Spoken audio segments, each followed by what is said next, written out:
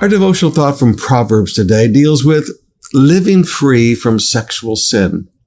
Now, I want you to notice here in chapter 7, beginning with verse 21. She seduced him with her pretty speech and enticed him with her flattery.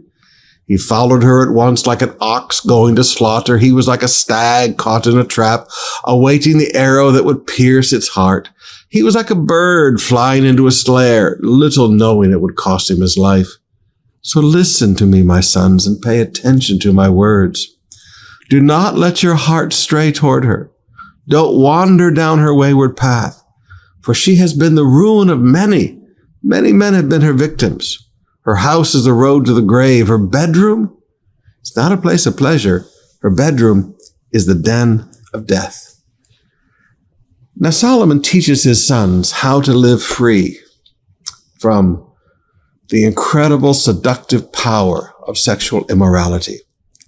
In Proverbs 4, verse 23, Solomon tells his son, guard your hearts above all else, for it determines the course of your life. So first of all, we have to guard, forgive me, the ear gate. Things cannot get into your heart unless they enter through your experiences, through your eyes, or through your ears. Now look at verse 21.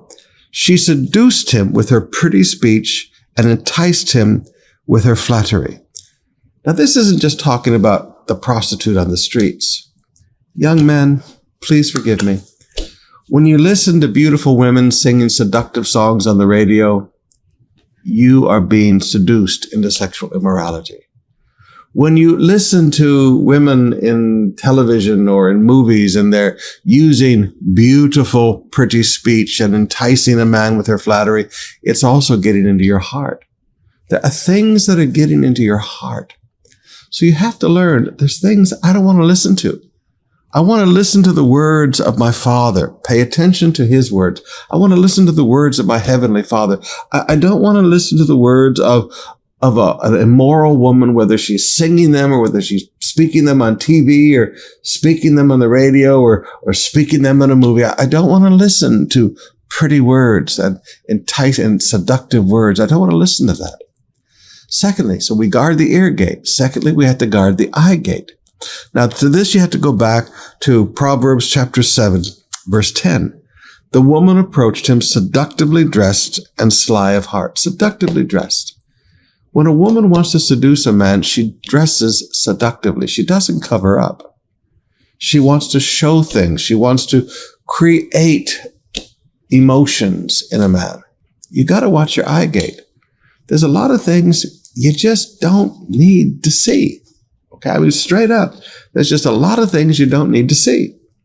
I have relatives that used to laugh at me because every year when we have our board meetings and do the telethon, it would be in Waikiki Beach. And I would not go walk the beach in the daytime. And there's just things I just don't need to see down there. I grew up on the beach. I know exactly what I'd be looking at. I don't need that in my head. I don't need to have to deal with those images. If you're a normal guy and you're looking at that stuff, you don't need that. And so you guard your heart. You guard what you look at. You don't stare at alcohol posters with girls in bikinis on it. You don't look at things on TV and please, you just don't look at stuff. There's stuff that you just don't need to see. You guard the eye gate. You guard the ear gate. You guard your heart. Now, there's one more thing you have to do, and that's stay away from opportunities. Look at verse 25. Don't let your hearts, that's guarding your hearts, stray toward her, and don't wander down her wayward path. Now, you know what? You can put yourself in places where the opportunity to do it exists. Okay? And I don't want to get too graphic in this, but you can put yourself in a position where these opportunities exist. So you just learn. I stay away from places like that. I don't go to places like that. I don't go to clubs where, the girls will come and sit on your lap because you buy them the ladies' drink.